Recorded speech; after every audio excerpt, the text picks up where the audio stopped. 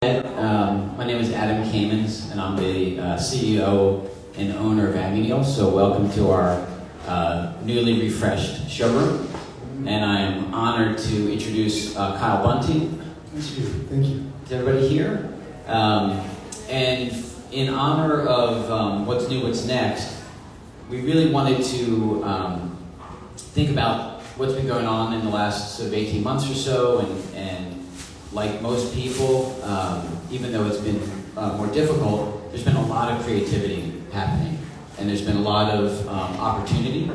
And in thinking about it, it became clear that so much of that was about trust, and underlying trust is this idea that in collaboration, when you're getting multiple people together, things can be better than they can be on their own. So I reached out to Kyle, who I'd only met, I don't know, maybe 2 years ago. Yeah, 2 years ago, right before COVID. 14 days and 7 hours. And we're both part of a group called the Makers Alliance, and we met on a retreat, and we just started to talk about real life. You know, when you meet somebody, you do that deep dive, and it's not about the superficial stuff, not about trying to impress anybody, but just what do you do? What gets you out of bed in the morning? What's your business about? What do you sort of like? What's important to you? And it became clear that there was a kindred spirit, and we said we're going to do something together someday. And when we started to talk about this, it was like, well, we can do the obvious, right? We can add little leather pieces, little hides to our pieces, or we can add little metal pieces to his great hide installations. But as we started to talk, we realized that we really just had to do it in a different way. That's true. So what you see here through the showroom are 4 site-specific installations that were dreamt up following telephone conversations, a couple Zooms, lots of text messages, of the way that we felt the two brands could complement one another, where we could sort of layer, add texture and richness without one overshadowing the other, but where they really feel like more than the sum of their parts. So hopefully you guys will have had a chance to walk around, or will after this, and we'll be around to chat. But the other thing that happened during COVID was we started having these design development discussions. So we couldn't meet people. We opened up our showroom here, and 8 months later closed it for COVID, but wanted to stay connected. And we thought for the context of this conversation, we would have another one of our design development discussions. So it's super informal. We're going to ask you guys to interrupt us, throw your hands up, shout stuff out. It's totally fine. The fun part for us is it's sort of unfiltered, and we really want you to sort of come away knowing something about us, the work we do, our brands, that you didn't know when you got here. So I'm going to give you a little quick rundown on this guy. I might fill up a lot of space. Yeah, because once we start, like, it's over. So one of the fun things for me is I do like a pre-interview when we do these, because I knew Kyle from what what we shared at the retreat and from the conversations, and I knew his personality. But I got to ask him about his childhood. I got to ask him about how he got into the business. What got him to where he is today. And one of the great things when we were talking about it, he sort of reflected that this is his 20th year in business as Kyle Bunting. That's true. And if you think about what that means today to sort of celebrate 20 years, it's sort of great. So we had actually a picture to sort of bring that sort of to celebrate the anniversary for Kyle. Oops, sorry. And 20 years ago, it wasn't his. It wasn't his first career. He didn't graduate from college or high school 20 years ago, right? This was the start of another career for him. So in 1996, he and two other partners sold Sky TV, which is a business that they grew and they ran. And if you guys remember flying on aircraft and the first in-flight entertainment system, that was his cat. So nothing to do with design, nothing to do with interiors. Certainly nothing to do with hide on hair, or hair on hide. The hair's a little darker. Yeah. I'm trying to get that back. How cute is that, right? You remember he was a guest star in the Brady Bunch, right? Like that was. It looks like my son Jack. It's like sexy dad next door. But so I started to sort of ask him about like how he did that, and he really talked about this love of marketing and branding and sales and action. And he sold his business, got to sort of step back and work on building a home and decorating a home. And it was a world he had never been exposed to before. And he started to work with brands for his own home, like Holly Hunt and Don Gia, and started to and soon. And he started to realize that like there's beautiful things out there in this world that he didn't know anything about. And the way that his mind works, and you're going to sort of, I think you'll pick it up, is like when he learns about something, he sort of wants to be part of it. And he went home after going through this process and realized that there were these things that he remembered seeing when he was a kid that his dad would make. So his dad had another job, he ran factories, and on the weekends, he wanted to be creative, and he made these leather mosaic tabletops. And he would make them in the home, and he would take them out to regional shows and sell them. But Kyle got to live with them growing up, watching his dad make them, watch him craft something, these small pieces of leather, put them together in a way that he'd never seen before. And then there was always a delay between finishing them and when they were going to be delivered, when they were going to be picked up. So he got to sort of live with these pieces and had this relationship with them. And 20 years ago, that birth of Kyle Bunting and that sort of like youthful exuberance and that fearlessness that led to the collaboration here was in every aspect of the story he was telling. So if you fast forward to the topic that we're going to talk about today in terms of collaboration and the generosity that underpins collaboration, it became clear in talking to Kyle that this was sort of something he didn't really have a choice in, right? He was sort of compelled to do. So, That's true. Did I miss anything? I'm a fan of biographies, but I can't edit that. Thank you. That is about as good as it gets. I appreciate it, Adam. And I hope everybody's had a chance to visit the showroom and see this work. It is hard in this business to find something unique, and it's even harder to find something unique done so well. And this is best of breed. Thank you for doing this here and bringing this to this community. It's very, very special. So, like I said, feel free to jump in. We're going to have some slides going that will show some of the work that we both do. And it really is intended to be, hopefully, sort of, interactive and certainly, hopefully, entertaining.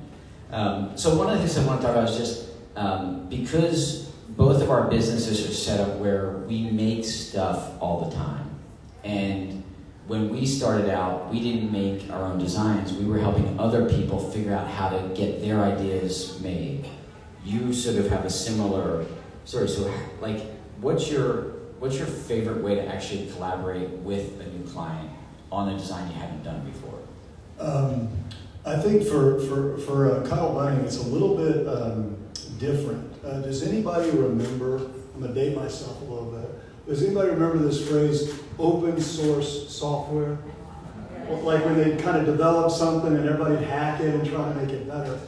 I started the business in the Bay Area in San Francisco, so this was like the thing 20 years ago when I was doing what I do. And we approached what we did as something similar. Like, we're real good at this. We know how to do this really well. We thought we'd put out a nominal collection, and then if designers found us, we would go, hey, it's X bucks a square foot, it takes 6 to 8 weeks, and you can get it any size and any color. What do you want to do? Let's just make something. Tell me what you're thinking.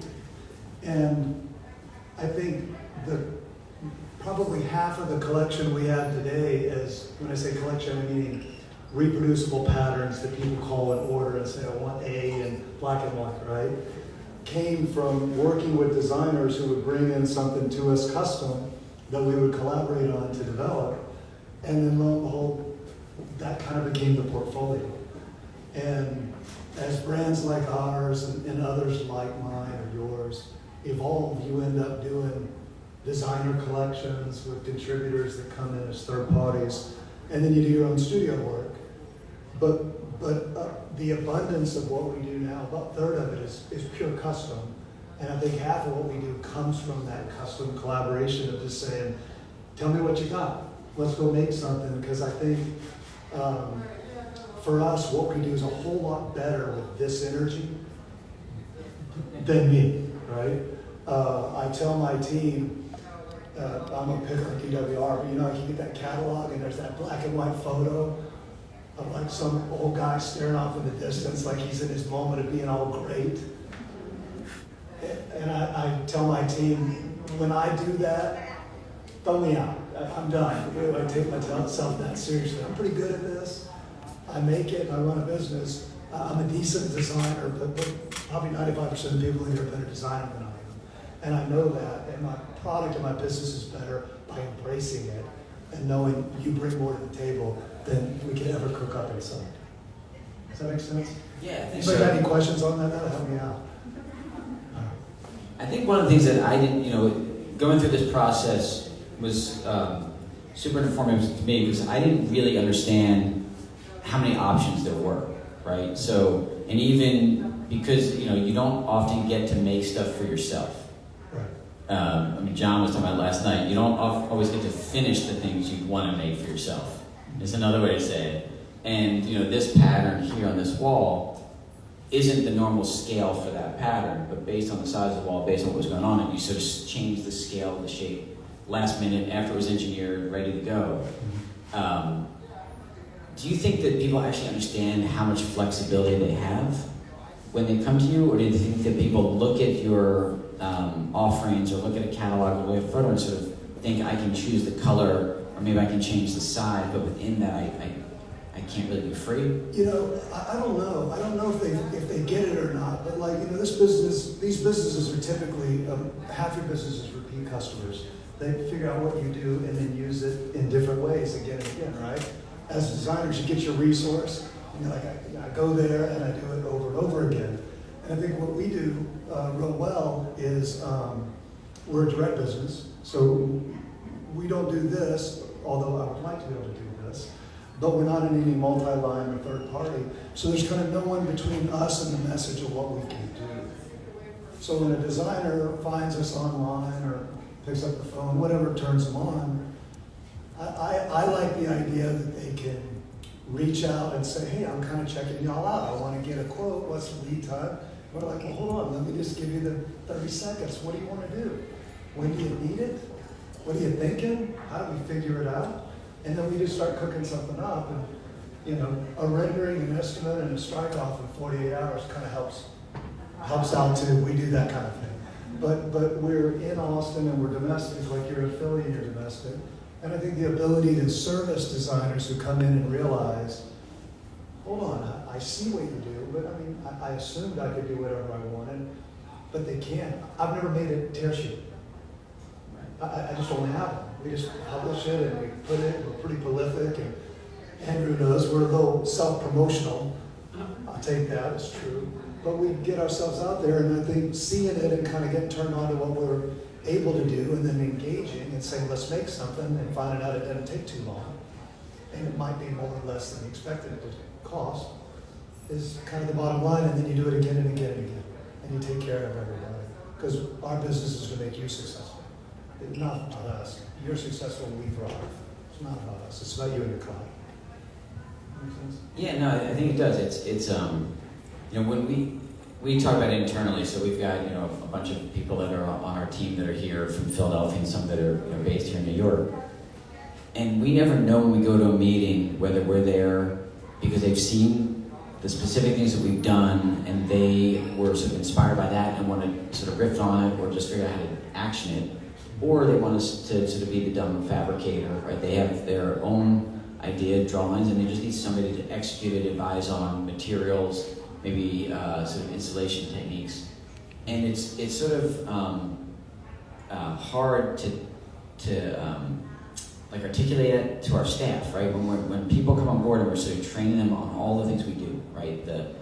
the materials, the finishes, the engineering process, the installation pieces. It's hard to explain that you have to not be the most important person at the table and always be fine with that, right? Like that if we do what we're doing well, we're making the process better, but we're like the reward for that is getting to make these cool things, right? And getting to sort of bring new challenges back to the team. So one of the questions I had for you was, how does your team handle the challenges? Like your sort of appetite for new and your appetite for sort of pushing things.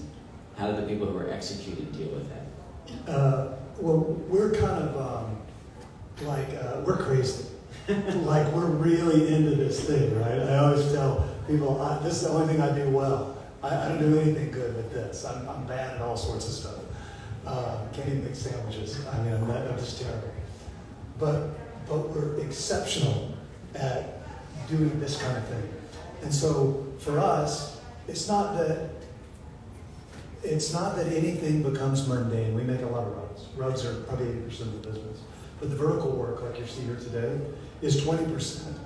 And we approach everything as an opportunity to do something new, because with grain and structure and the type of work we have, it's never the same thing. It always looks a little bit different. There's no way to reproduce it. So it's just that we think it's like an opportunity to expand the portfolio of what we do. So we're more like, with you, we're like, hey, what do you got? Bring it on. A ceiling? Come on, that's child's play.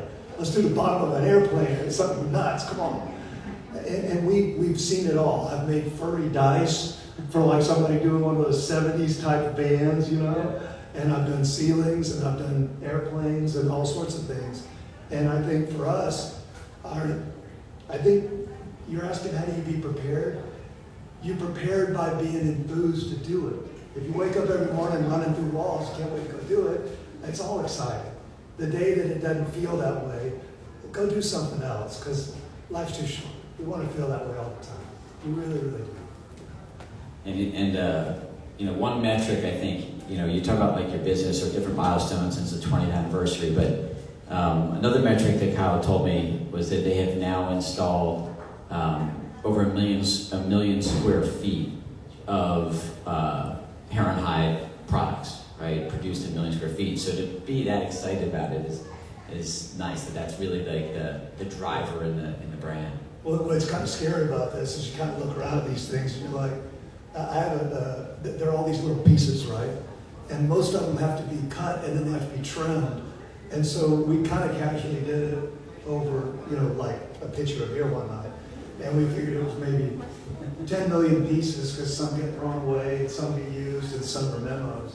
But we kind of think about that. It's a little bit kind of back to the maker thing. I mean, I've learned this through COVID, and I think it's important. We do something really unique, or I think it's unique in our business, is that when designers engage us, everybody's, your first question is like, how much does it cost and what's the lead time? You kind of go through the normal things. And we just stop everybody at the door and we're like, hey, first things first. Hope we get to do this for you, but when do you need it? Oh, well, no. When do you need it? Well, when I'll install on April the 1st. Well, how about I do March 15th, so you don't have much storage fees? Oh, yeah, that'd be great. Okay, then we'll work backwards from the date. And I think being domestic and being makers, I think during this challenging year and a half with supply chain disruptions and all that technical stuff that's no fun to talk about, we've learned the spirit of collaborating extends more from the design side than even the business. Like we're partners. Like, hey, what are your challenges? What are you running into? And for us to have a conversation with you to help you run your business better and really actually hit deadlines, not just send you the paperwork, take your money and promise you 8 weeks, and then call you and tell you it's going to be 16. I'd rather not do it that way. I think the collaboration's gone past design to really partnering the businesses in this year, and it's been a dramatic shift, and I think that's really important for people. I really, really do. Yeah, I think we always sort of joke internally that in lots of ways we've been more lucky than smart, right? We've had these incredible opportunities that have been presented to us, and some of those were just designers that we worked with early on that were super generous, and they brought us along for the ride. He's back. But now it feels that you get this chance because we have both, people that we count on that we're hiring that are coming out of design school, art school, that want to fabricate, they want to make stuff like that's super important to them. And also make sure that we're putting interesting challenges in front of them, right? Because if it just becomes a factory or just becomes a production line, it's hard to stay super motivated. And if you feel like you're not learning, if you feel like you're not being pushed, it's hard to stay motivated.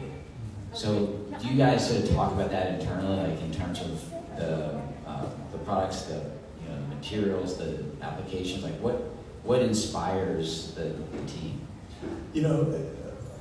Every time we do something, I'm going to say probably only about 20% of the time does somebody do something that you've done before, right? If you need a large white hide rug, I'm your man. I've made about 5,000 of them in my life, and we do them all the time. And because they're all kind of white, I've seen them. But I think the feedback we're getting that's really interesting is when we do things for collaborators. So we have like a collection with Corrigan and Lau and all these different people we work with.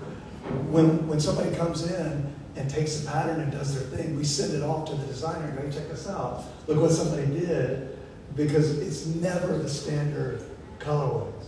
We come out with maybe like a half a dozen and say, these look pretty cool. And then people take it to like completely different directions and share that internally and also share it with the creators that come around with it is real special, because they'll be like, I never thought of doing it as a round design and put a big section of orange over there with beige and black and whatever it is, right?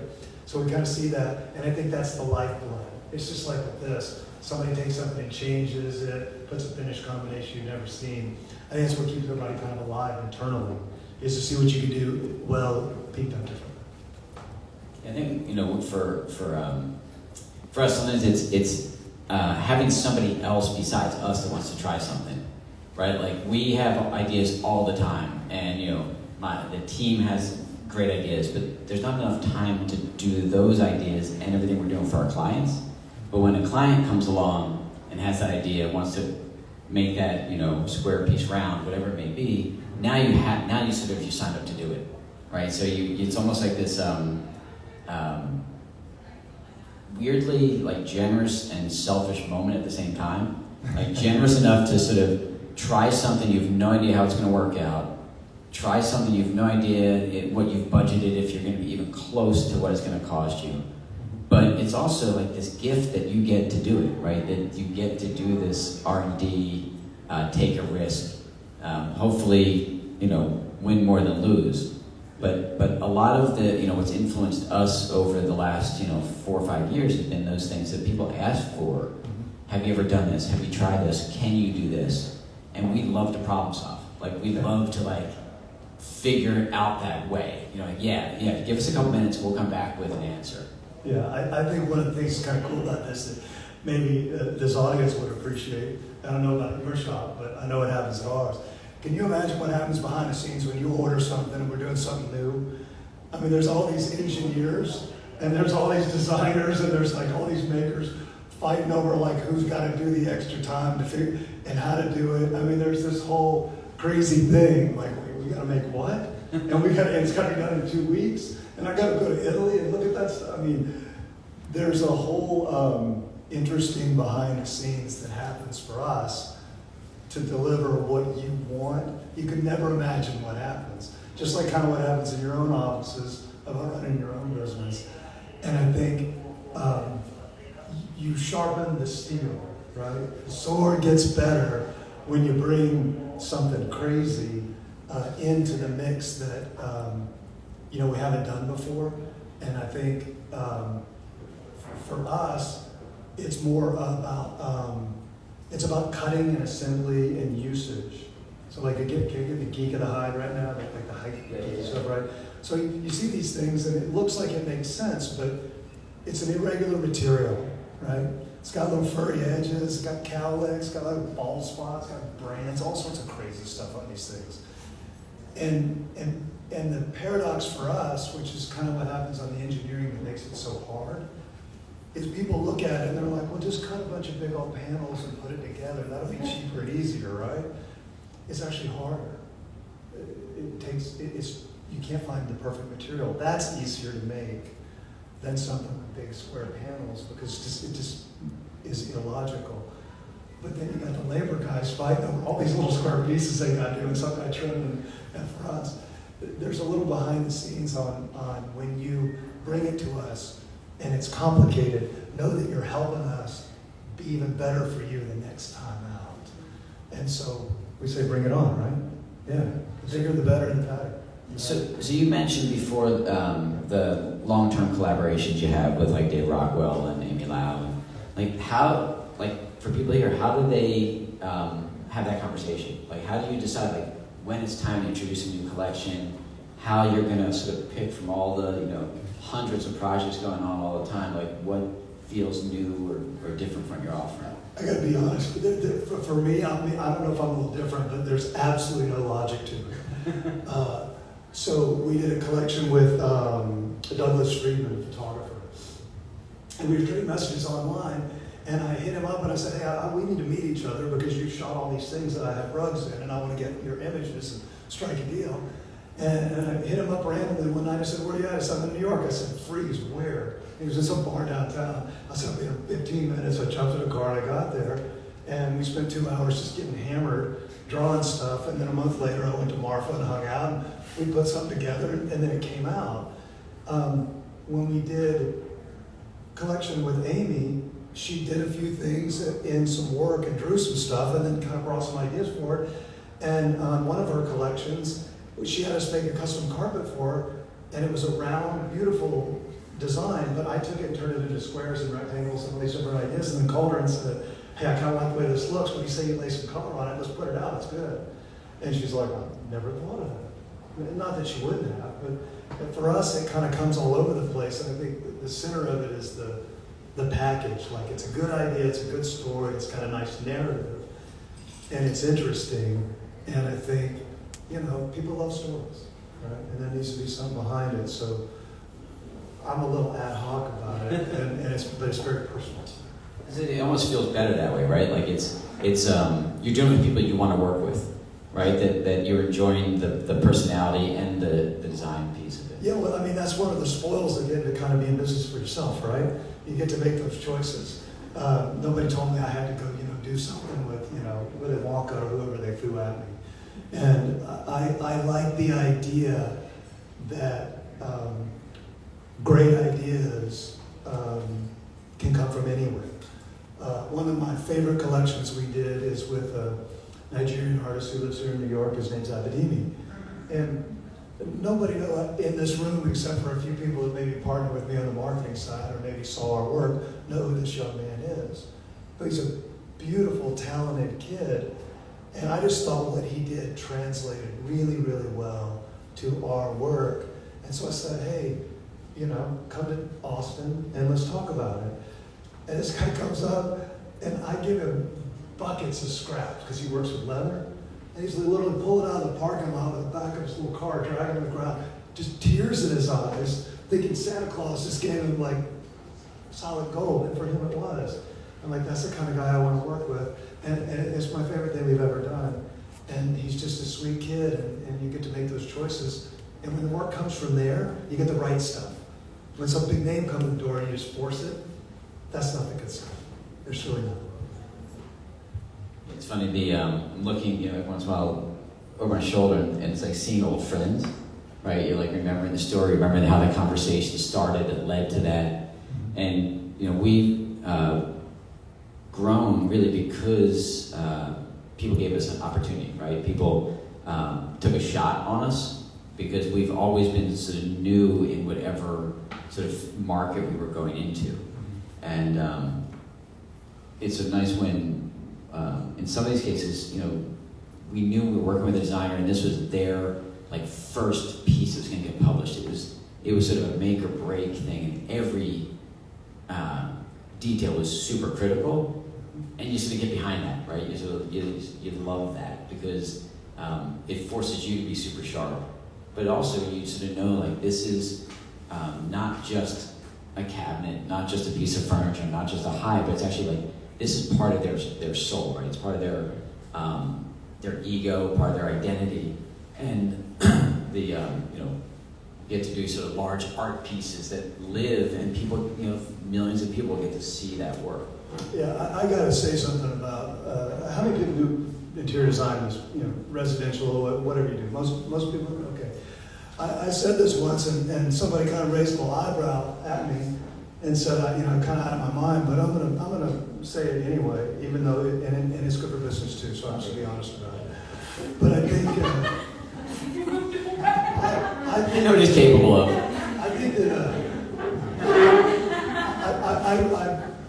I fundamentally believe that interior design is one of the highest forms of artistic expression.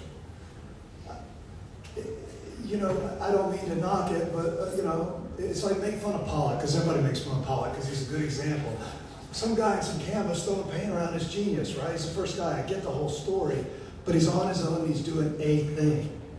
Nobody's telling him what the budget's got to be. He's not juggling 100 balls. He is not dealing spatially with dimensionality and multiple materials. You walk into something like this space or some of the residential projects that you do, be it published or not, and I think it's significantly more difficult to do that successfully right again and again and again than it is to be a single disciplined artist. And I mean that. I am, like I said earlier, I'm not real good at anything but this, and I'm constantly humbled by the beauty and the work of people that do interior design, and I mean that sincerely. You play guitar all day long, congratulations, but you try to manage those egos, those budgets, and all the complexities that go with interior design, and you are a very talented artist and business person, and so I don't wear them, but tip of the hat. I think it means a lot. I really, really do. Oh, that's pretty good, right? Yeah, I think they're gonna like you now.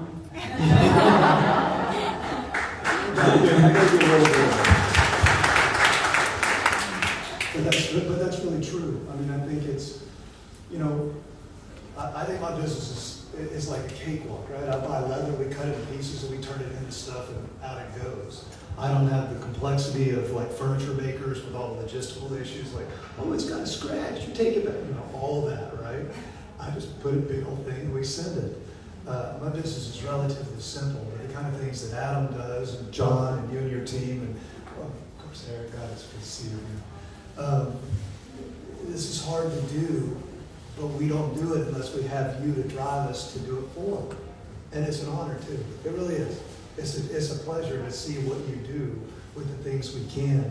I gave Adam my 4-hour lecture about the history of my career, which is why he gave you my short biography, so we wouldn't be here till midnight. But I think that seeing this, I remember in the beginning just being like my father, who helped me start this whole thing, he told me, he said, yeah, maybe you could make a couple of these in the garage on the weekends, like I did every once in a while. Make a few bucks, right? I kind of got a different idea. Because what happened was I bought a custom rug from Christopher Farr. That's a true story. And I went through the whole process, and then I remember my dad made a few rugs, and I went, wait a second, behind, oh shit, this is going to be great. And, but I remember we started getting these specs for like purple and green and orange and crazy things, right? People like Amy were coming in with wild stuff, and my dad would be like, where's that going? And I'm like, I don't know, man, it's crazy. But then you'd inevitably see the photography of the installation, or you'd see it published, and you'd just be like, you learn very quickly, these people are incredibly talented, and always trust them. Always trust them. That, and you know that nothing ever looks good in the shop. Right? Like, we make stuff all the time. I'm like, just wait till you see it out in the home, right? In that space, and the stuff sings. Yeah, we're a little different because we have a studio and we shoot everything and we light it and we do natural and all this stuff, and we kind of stand around and it's like, oh, that thing's good. I mean, that's good. And then, honestly, sometimes we're like, oh God, look what they did with that, why'd they put that table over? But most of the time, it works out pretty well. But our stuff gets to be really isolated on its own, and everybody kind of crosses their arms and looks at it and says, hey, you nailed that one. That's good. Get it out of here, especially when it's big. That's a hard thing to end on. But I was hoping if anybody has any questions, specific questions for Kyle, for either one of us, this would be a great time. We have our friend, long-term friend and chef who's in the back, so we've got some refreshments and cocktails and stuff for people who want to hang around. But I want to again thank Kyle for his generosity, not just taking things that you already have and sending them to somebody is easy, right? But actually reinventing things, coming up with them, responding to the back and forth, and then also taking like a strong moment. So as you go through the space, you're going to get to one piece in the back that's extraordinary. And we were talking about, we had a different idea for it. We had a different idea for the tone of it and sort of what it was going to be. And he said flatly, like, yeah, if we can't do it this way, I don't really want to do any of it. That's true. Right? So this idea that he's so fluid and like, I'll just make whatever anybody wants isn't really the case. He has a strong vision. And well, I'm going to tell a true story about this. So I love this wall. I just think this is beautiful, the thing you see right here. But the home run, and so I'm going to correct you because that wasn't fair. The home run is the black and white piece around the doors, and I had it in an oxblood Merlot. I thought, oh, this is beautiful. It's going to look like wine. I mean, it's going to be just dripping sexy, right? And Adam saw that pattern and that colorway online and said, hey, what do you think about this? And I'm like, you're totally right. That's going to be a whole lot more interesting than what I thought it should be. So, you know what? And behind the scenes, I'm going to Shannon saying, what do you think about this? And then I'm going to RJ, what do you think about this? They're like, yeah. And we have the advantage of time on our side, right? Because he's in Austin. So we were having these discussions. And then if I hit him early, here's what I found out about Kyle. If you hit him early, you get a yes to everything. And if you hit him late with a really long message, it's a yes to everything. That's true. That's true. And I think these kind of came together very serendipitously. But I like to add something on hearing from you, because I think what we were talking about doing when we did this was like, hey, let's just do some walls and layer in some products, because I think these products look really interesting together. And we agreed, and we kind of like each other still, because it hadn't been too long, right? And so we decided to do this, but I remember telling Adam, I said, we were thinking, like you said earlier, really conventionally, like, could we do drawers, and could we do kind of in here and stuff like that? And I said, well, I don't know, why don't we get all these people together and say, hey, if you told us we have to make something together, what would you tell us to do? We have a little suggestion box they can write and drop it in and tell us. But if you want to know anything about these businesses or us or anything at all, or you have an idea, like if you guys ever thought maybe you could do this because that'd be real cool, please tell us, because I think that's the essence of the thing, right? Getting a great idea, which is what we've been talking about all day long, from somebody who might just have it, like right there. I want to second the notion about seeing the spectacular wall murals back there. Everybody's got to go back and see. Thank you. Behind there. It's stunning. I had to actually get up and start walking because I couldn't contain myself and I wanted to see what you were talking about. Thank you very much. I have a question, maybe I missed it, so apologies in advance. How did you go from leather, aka your dad, to fur? What Well, was that jump? And then how did you go about knowing where to get fur and how to fur? yeah, it's a good short thing. We were always in hide. We were never in smooth leather. The shortest version of the long story, which God bless Andrew, he's got to hear it again, is my father worked for an outdoor company that did sporting equipment and manufactured that. And the people that owned this thing were big game hunters. And they went over to Africa and they brought back all these like crazy skins, and they told my dad, cut it in squares and stitch it together, make a big rug. I thought, well, that's kind of cool. And if anybody knows anything about game skins, the fur's not durable. It just gets brittle and breaks. So this thing was worn out in like, a couple months. So he went to his leather suppliers and said, hey, what's got hair on it but is more durable? They said, well, maybe you should try cowhide.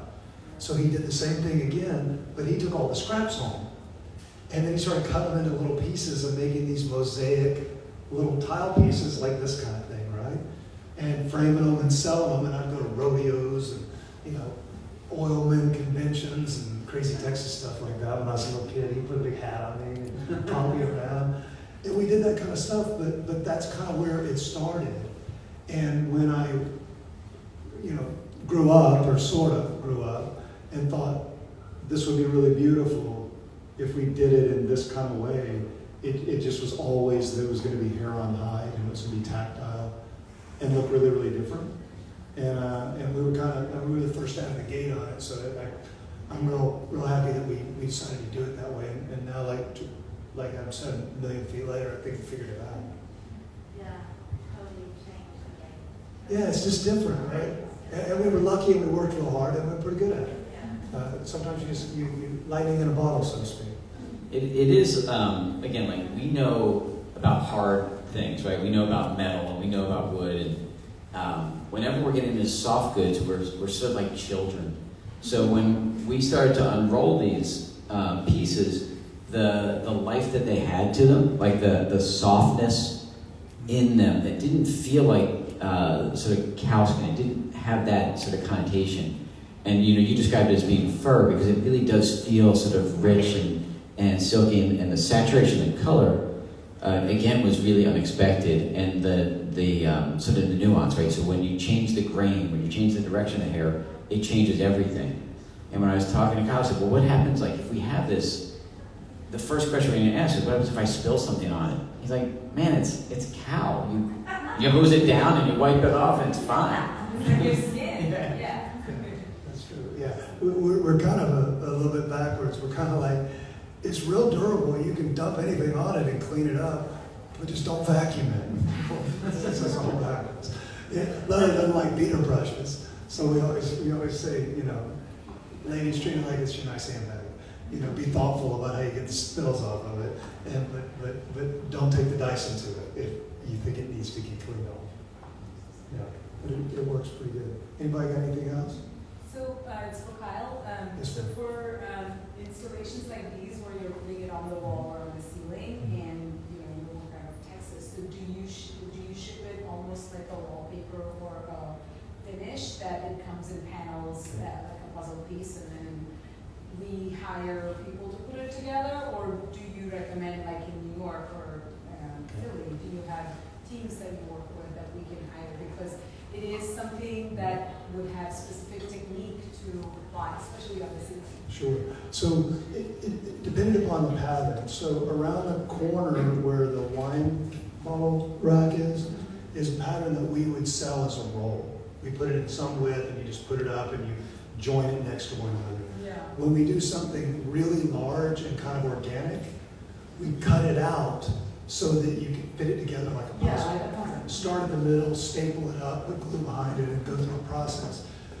We do probably 200 of these a year, so there's not too many that we can't kind of give you a paint-by-numbers guide to, like it works this way. Yeah. And on some occasion, we send out our own guys to do the installation. Okay. Ceilings, we thought were going to be easy. We're kind of figuring them out now. They're a little trickier, the scaffold and all this stuff.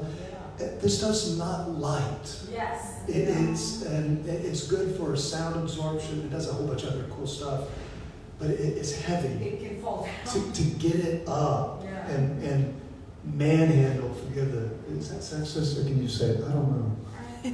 People handle it. Up. We're okay with it. There he goes again. Yeah. But sometimes we make it as one thing, and we just know it's just too damn big. Yeah. We got to do it a little bit differently, Yeah. and we'll break into sections and then say start in the middle and then fit the pieces out. Always a little bit of overage and then trim it off, and up it goes. But I will, we had never worked with before. And these rolls showed up here last week or a week and a half ago. And we had all the same questions, and we were worried about it. And the same, paper hangers that came in and did all the silk coverings for us. Like, that's what they do, right? This is, guys in his 60s, has been doing his entire life great. He'd never seen anything like this. So, we got online with the team. They sort of laid it out. Here are the adhesive you use. Here's a step-by-step process. Here are the tips for hanging it. And they did this one first. And it was 6 people, right, with this giant thing draped over them, right, because it was all one width, cut out for the, they measured, they cut out for the sprinkler line. And they got it up there, and when they were done, they were they were exhausted, and they couldn't wait to unroll the next one, right? And this guy, the next day, because he came back to do the next one, he's like, I haven't felt like this in years. So there's this thing about, it is hard, it's because it's heavy, and it's not delicate, which is the strangest part of it. We were able to sort of drive finish nails through it to hold it in place and do all these things you would never be able to do with another material. Yeah. So the idea to sort of fix things, blend things, that was the biggest surprise for us installing it, because we were just nervous about how the wall was going to transfer through, if we would get air bubbles because it's so big and you put it on at once. But you work all that stuff out. And it was really surprisingly heavy, but not that tough. Yeah, I had this is a good bus story about a them story. One of my reps was going, hey, these people called a couple times, they got this project and they really want to do some cool stuff with us. And I was like, well, get all the details, let me know. And I said, okay. And then the next day, a girl says, hey, they really want to talk to you. It's kind of a cool thing they're doing. And I'm like, all right, I'm going to get the details. I'm busy. I blew it off. God knows what was going on at that time. And then the next thing they emailed her a floor plan. The house 36,000 square feet. And they're like, I think you really need to come see us. And so I jumped on the next one. And I went straight to the house. It was out in Madison Club in outside Palm Springs, right? And I walked into this house. This guy does these 25, 30,000 square foot spec houses. This is his thing. And he just takes them to the nines and sells them. This was a crazy guy. And I walked in the house and he said, hey, he says, nice to meet you. Thanks for coming out. He said, I don't care what you do. Just make sure it's beautiful. All right. That worked for me, Mike. And surveyed the house and came back and I said, I'm probably going to surprise you a little bit, but I want to do 3 walls in the middle of the house, the bedroom, and the guest house. I don't want to do any carpets. He said, tell me what you're thinking. I drew a few things and he shook my hand. He said, go home and make it, bring it back out. I'll see you in a couple months. But the first job we ever did vertically was for this project. And me and 4 of my guys went out and firsthand went through what you're talking about, which was the installation of it all. So I've done it and I've lived it, and we know what it feels like to put it up. And we haven't missed one yet. But if you get backline, you're not on good terms, just send a big old heavy thing, tell them they're on their own, and that's bad news. Yeah, the reason I ask is because I tried to grab large columns, and I saw in the pictures that you have one that's beautifully done in leather. Mm-hmm. And the whole pain was that it's not wallpaper. It's it's rigid in a way, and it was really difficult. But the way you've executed it, the next column I find is calling you. And you can do any design, but the trick on that is to do it. Palm loves this kind of stuff. Do it like a barber pole. You go down like this. Yes, and do wrapper. you don't do a vertical seam. You do an angled seam, so nobody kind of sees it. Yeah. See, I know stuff. I know stuff. That's pretty cool, right? That's a good one. I know stuff. You're very impressive. Sometimes. I have one thing. I'm terrible at everything. That's all I do well. That's true. Yes, sir. Alec. So for both of you, so what's next? Didn't we just ask them that? So Alec was one of the guys that years ago I got a phone call from and said, I can't tell you who the client is. It'll be worth your while. It's going to be really challenging, but can you come to New York tomorrow? And we just had a baby. She was tiny. We didn't go to New York very often, right? That was like a big trip for us. That's that first one, by the way. That's my first one. Oh, really? First one. Very cool. Sorry, I didn't have to go ahead. Was I saying something? Your baby. Talk about your child. Your baby. So anyway, so we get up there, and I don't think anybody else was in the office really on your end. It was the day before Christmas, I think, right? And he was doing a store, so it was out of Xaviero, and at that point it was from TPG, or no, it was TPG back then, yeah. And it's always, I guess, right? And it was they were going to do the Nintendo World Store in Rockefeller Center. And they wanted to partner with somebody who could do the design work and also build the fixtures for all the interactives, all the gaming station, all that good stuff. And they had been challenged with sort of redoing all of the architectural package and all of the sort of perimeter items. And nobody had ever done that with us. Like, nobody had ever sort of said, like, hey, you guys can do this. You can figure this stuff out. And that's really that like ability to take some authorship was super sort of formative for us. So thank you. So when you say like what's next for us, like sometimes what's next is the stuff that's like right in front of us. So like right now we're doing lots of fun projects, but I think the true what's next for us is trying to figure out what the next sort of 5 years, 10 years looks like in terms of making here.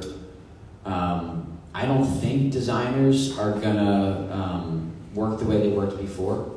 Like, I don't think people are gonna sort of clamor to showrooms because you need to see it in the newest or the latest. Like, you guys have worked for a year and a half out of your homes in large part, and it's super convenient, right? And you can be really productive. So we're trying to figure out, like, well, if we know we have to keep showing our clients what we're doing and what's new and these ideas we have, how do we continue to keep that dialogue going with them, right? How do we hire people and keep them inspired, right? Like, now they're detached from the client.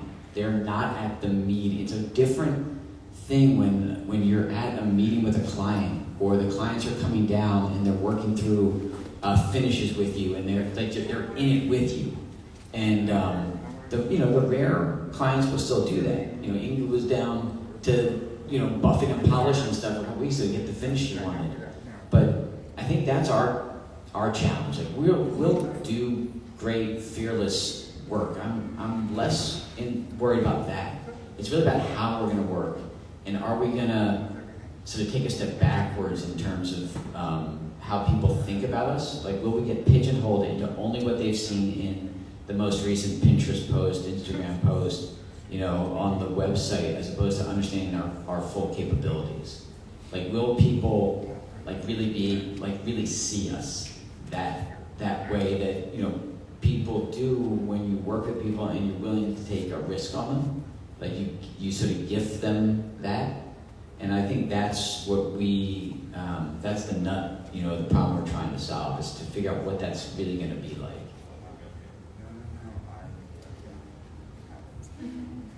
I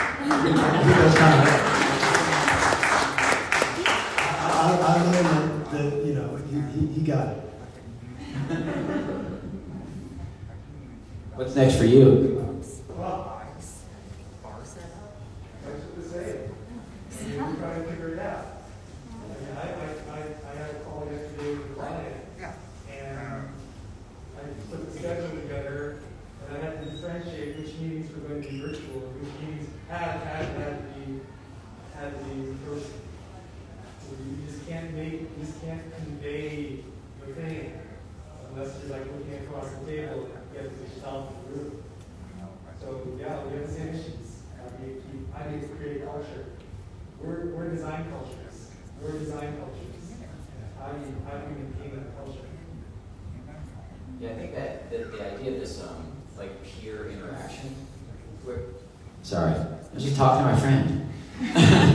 I think this idea, this peer interaction, where it's not like vendor, supplier, designer, client. It's really about everyone having the same end goal. Like your clients that are hiring you to sort of help them figure out where they want to live, how they want to live, to deliver that to them. It's really it's a connection, right? And our best clients become good friends, right? Because we're sort of at an age or at a point in life where the interests, the goals are similar. The free time is similar, right? It may not be abundant, but it seems to sort of sync up. And I think the more that the people who are making things, the people that are designing things, the people that are installing things, the people that are sort of showing and promoting things feel connected, fewer boundaries, sort of more in sync with one another, then the easier we're going to sort of figure it out. And I think that this will blur the lines a little bit. I just don't know sort of how it will sort of manifest at like the work, at the actual doing of the work level.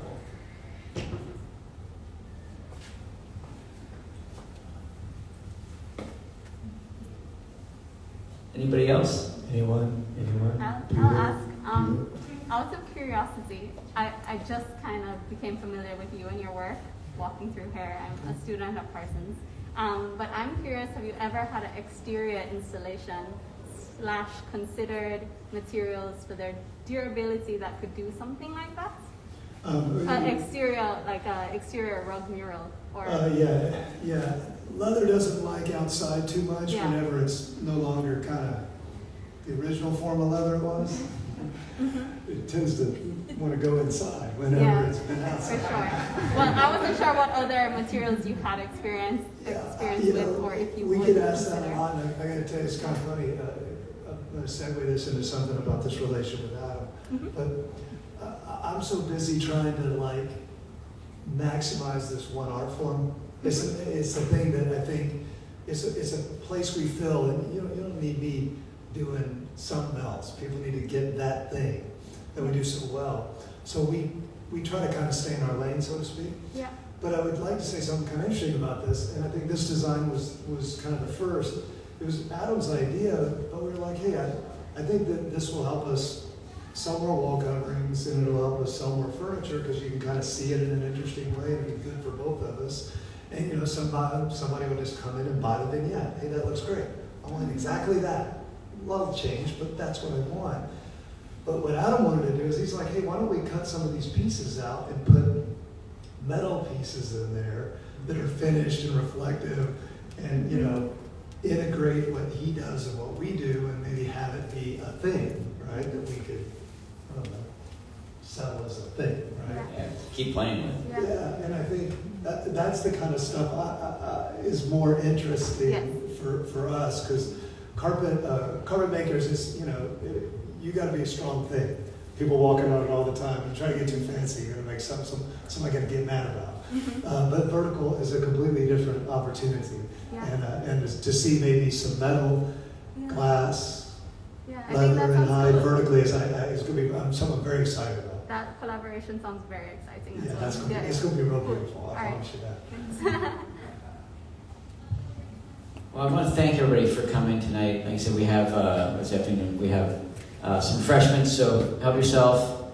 If you haven't had a chance to check out some of the Kamens installations, please take a look. And if you have any questions, let us know. Thank you. Hey, thank you.